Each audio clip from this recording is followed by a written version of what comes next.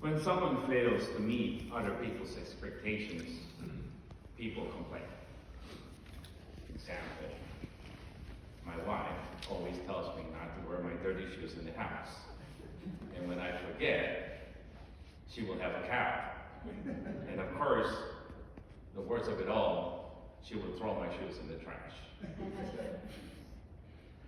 We all struggle with living up to the expectations of others. It begins from the time when we are born. First, our parents tell us of how we should behave. Then when we go to school, our teachers expect us to do good and to do our homework. When we get a job, our employers expect us to do our best and to excel at work. Eventually, we learn to develop our own expectations of others.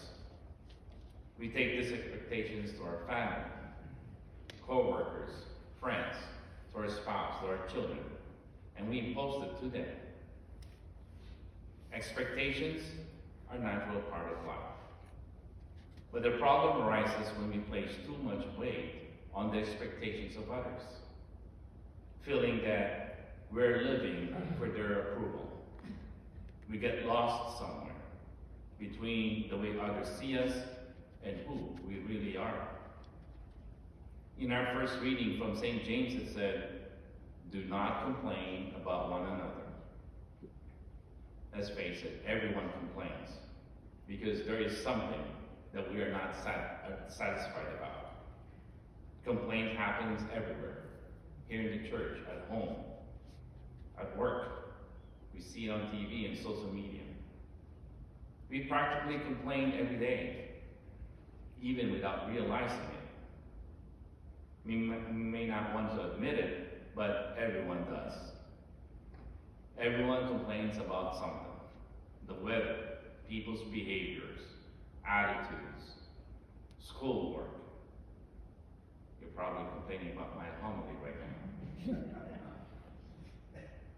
My dear friends, don't get me wrong. Expectations and complaints are not bad in and of themselves, because there are good and reasonable expectations and complaints. I believe St. James is telling us that there is a line when we should stop complaining and stop expecting too much before it gets too overwhelming.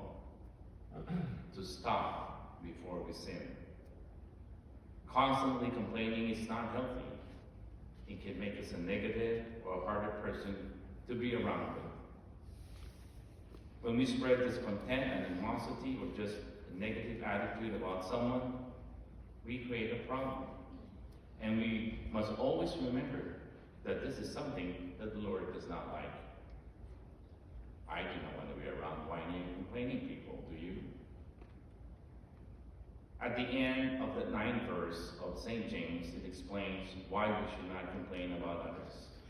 It said, so that you may not be judged. Jesus made it clear that the way we judge others will be the same way God will judge us. If we complain too much, if we set high expectations, and we're quick to find fault in others, just think of the field day that God would have about our own faults.